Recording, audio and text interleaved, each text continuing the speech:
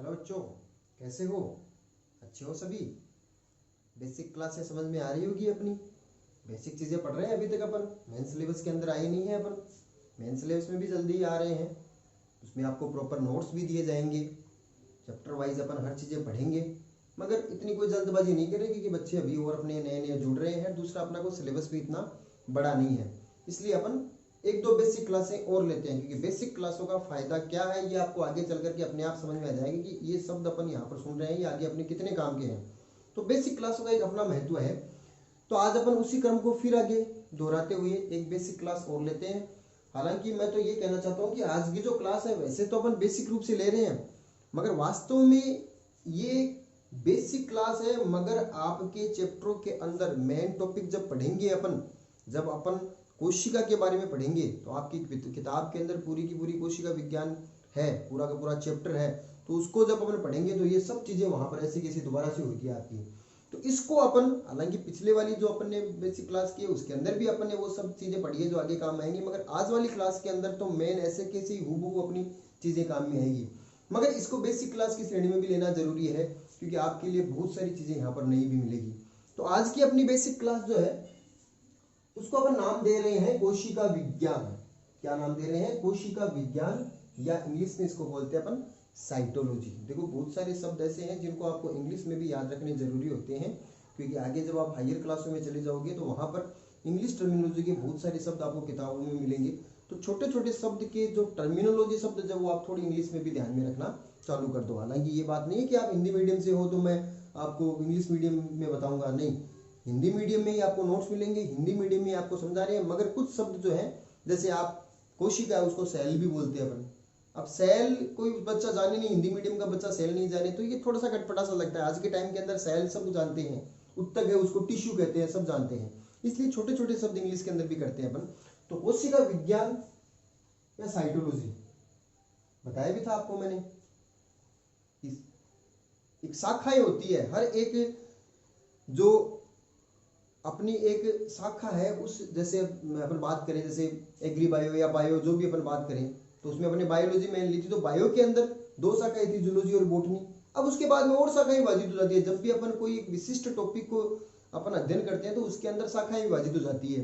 तो कोशिका विज्ञान भी एक जीव विज्ञान की एक शाखा है, जिसके अंदर अपन अध्ययन किसका करते हैं? कोशिका का अध्ययन करते हैं। यानी आज की क्लास में अपन को मुख्य रूप से कोशिका के बारे में पढ़ना है। बहुत बेसिक चीज है कोशिका, मेरे ख्याल से 6ठी-7वीं क्लास से आप पढ़ते आ रहे हो, मगर उन्हीं चीजों को अपन एक बेसिक क्लास से स्टार्ट करेंगे।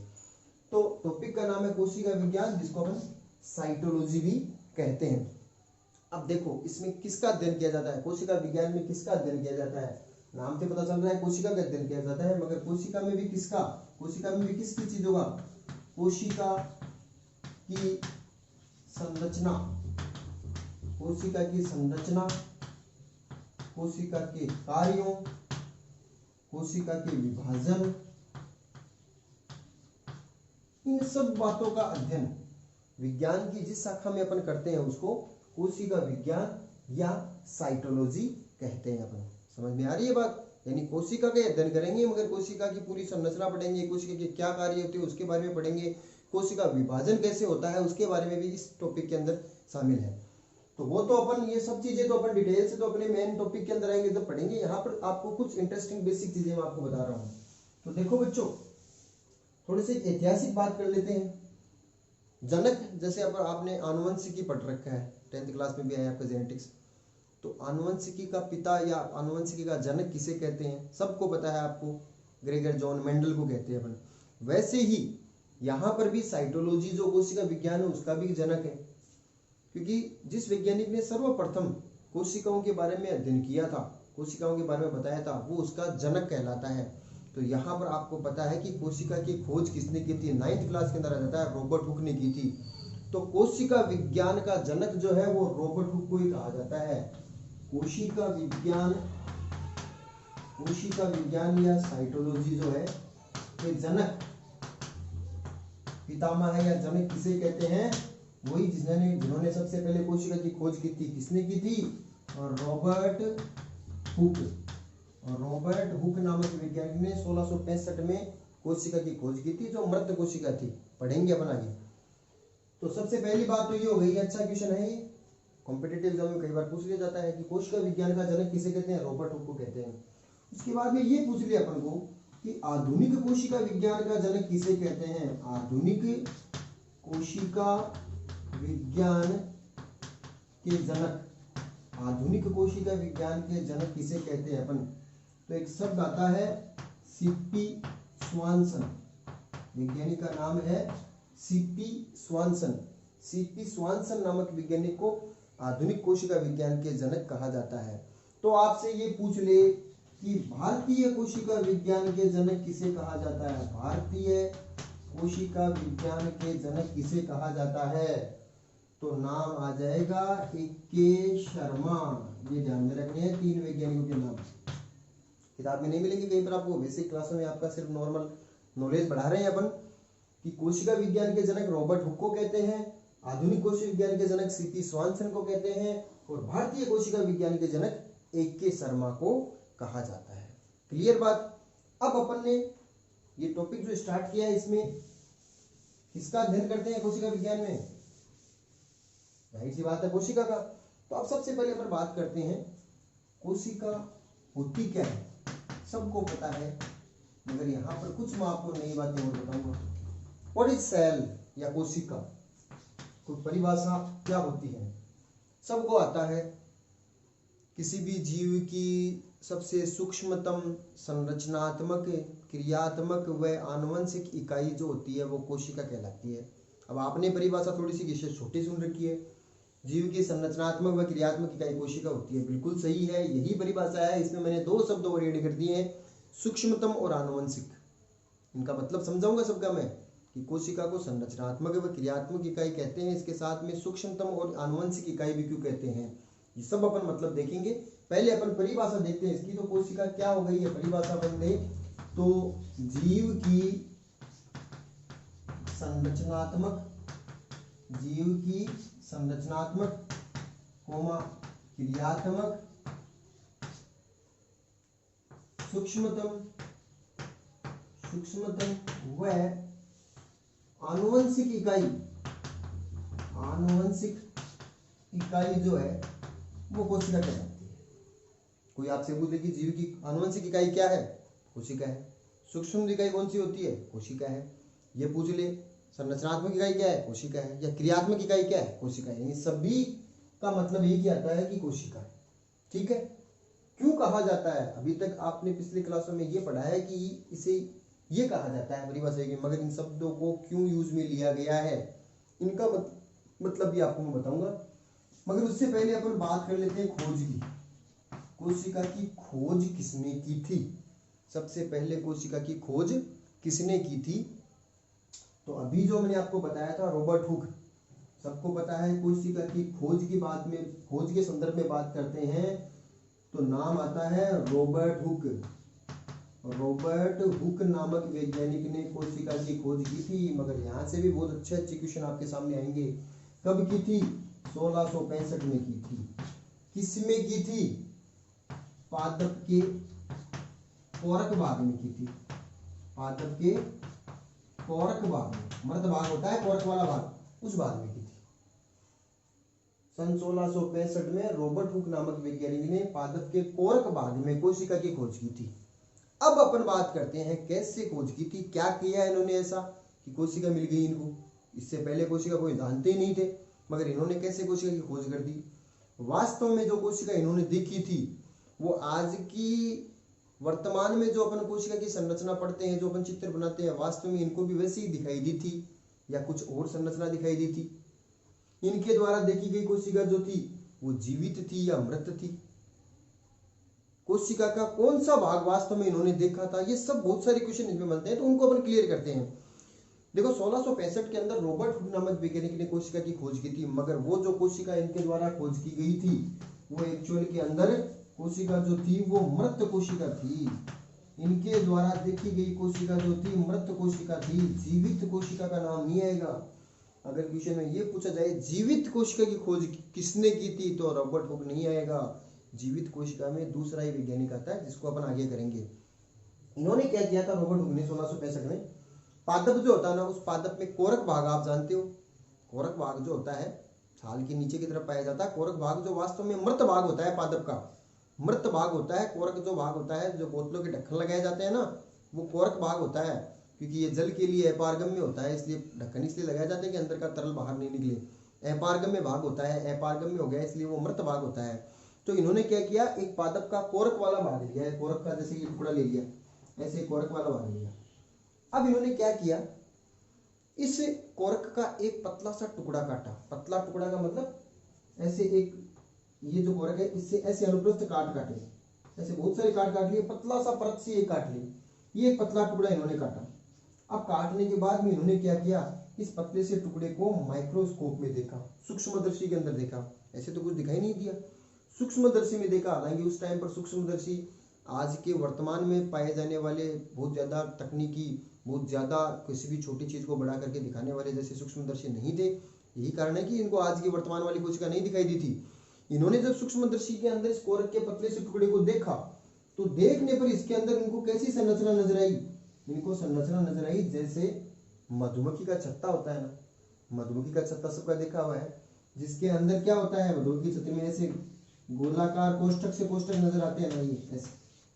बस इनको और कुछ नहीं दिखा, इनको संरचना नजर आई ना, इसका ये जो टुकड़ा है ना, इसको माइक्रोस्कोप में सूक्ष्मदर्शी में देखा तो इनको नजर आई ऐसी संरचना। और वास्तव में ये तो पूरा उत्तक हो गया है। इस उत्तक के अंदर ये जो एक एक कोष्ठक जो है ना, ये एक एक कोशिकाएं थी। इससे पहले कोई नहीं जानता था कि ये ऐसी संरचना अंदर पाई जाती है क्या। तो इन्होंने जो ये गोलाकार कोष्ठक से नजर आए थे ना, इनको, इन गोलाकार कोष्ठकों को सबसे पहले इन्होंने नाम दिया था सेलुला। नाम क्या दिया था, सेलुला। सेल नाम बाद में पड़ा था, सेल यानी कोशिका।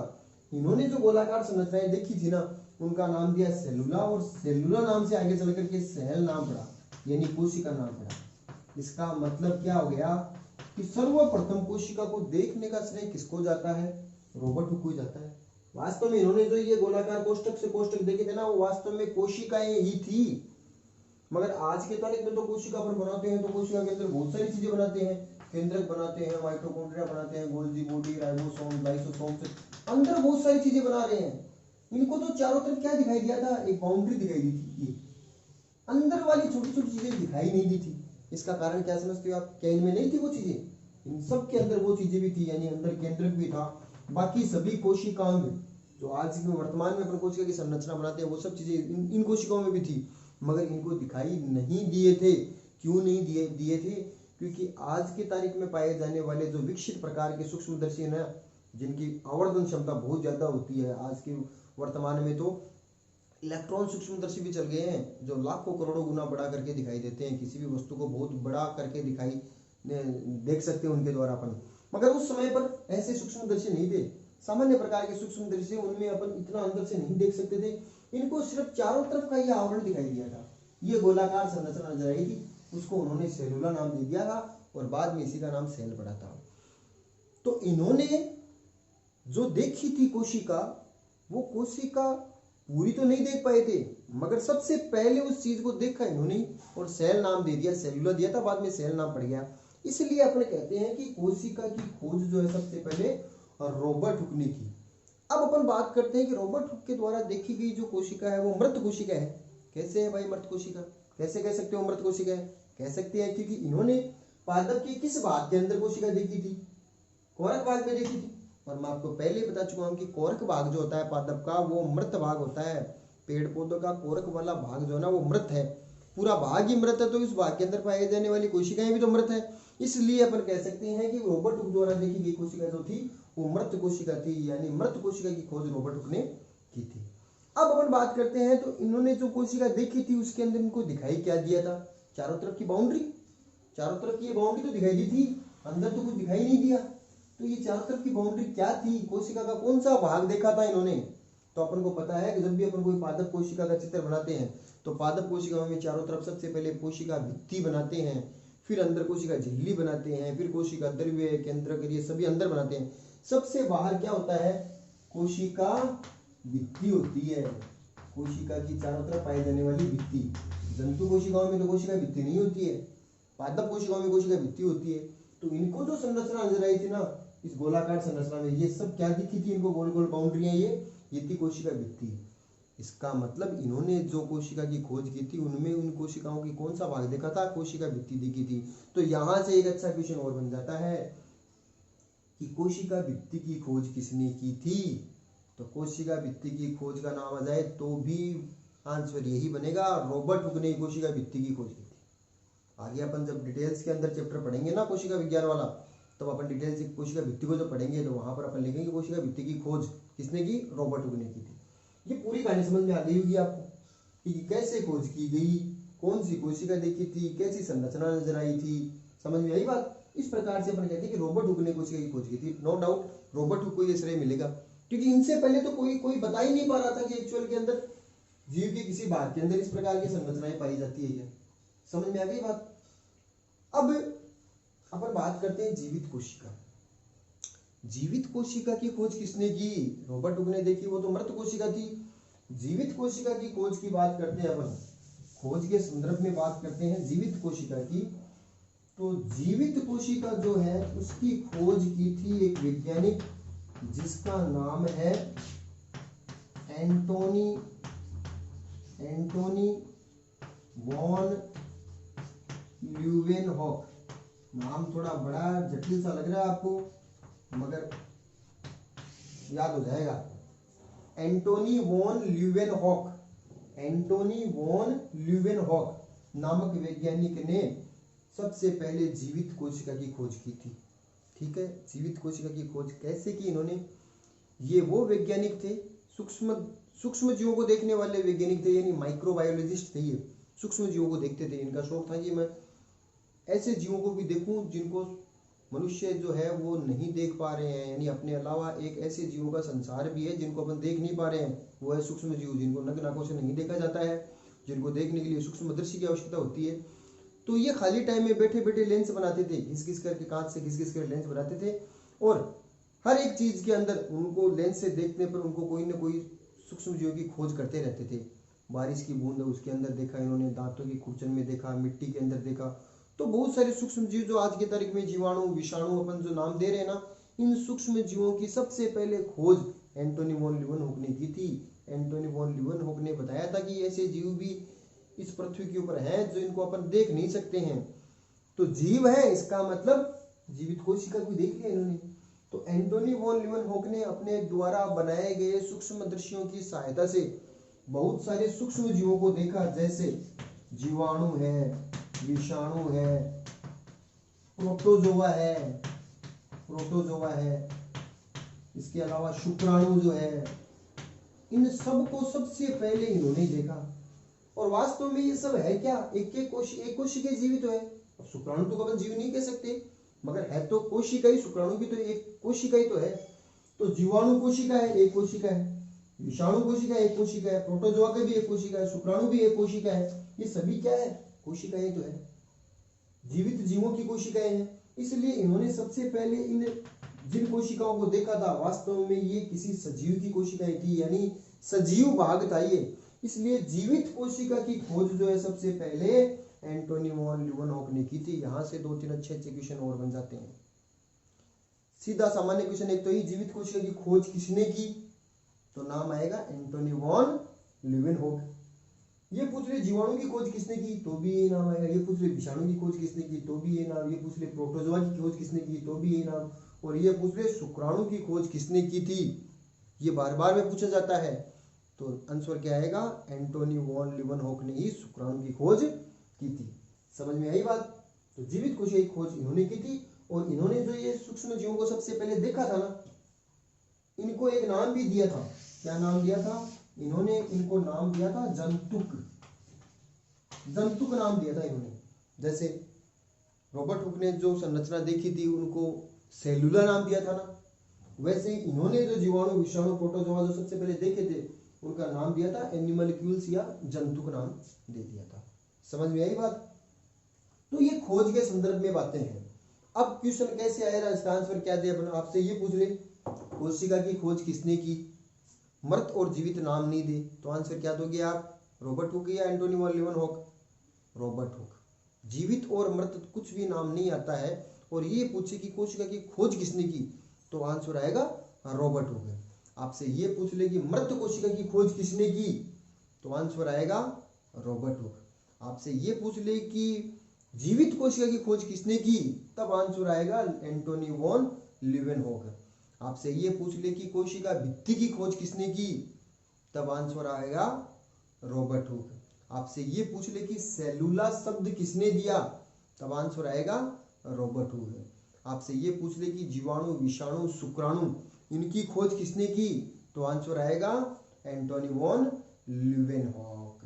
आपसे ये पूछ ले कि जंतुक नाम किसने दिया था, सूक्ष्म जीवों को सबसे पहले जंतुक नाम किसने दिया, तो आंसर क्या आएगा एंटोनी वॉन लीवेनहॉक।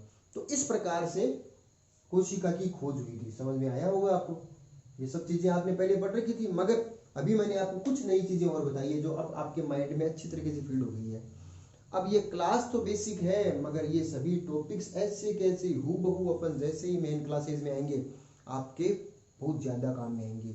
जो बच्चे इन बेसिक क्लासों से पिछड़ रहे हैं उनको थोड़ा सा कठिनाई होगी दोबारा से समझने में, और जो आप ये क्लासेज ले रहे हो आपको बहुत इजीली आगे की जब अपन मेन चैप्टर्स में आएंगे, क्योंकि मेन चैप्टर्स में कोशिका पढ़नी है अपन को, और वहाँ पर ये सभी बेसिक क्लासेज ऐसी कैसी काम में आ जाएगी। तो आगे की बातें, जो इनसे आगे की बातें हैं वो अपन अगली क्लास में फिर स्टार्ट करते हैं। आज के लिए थैंक यू।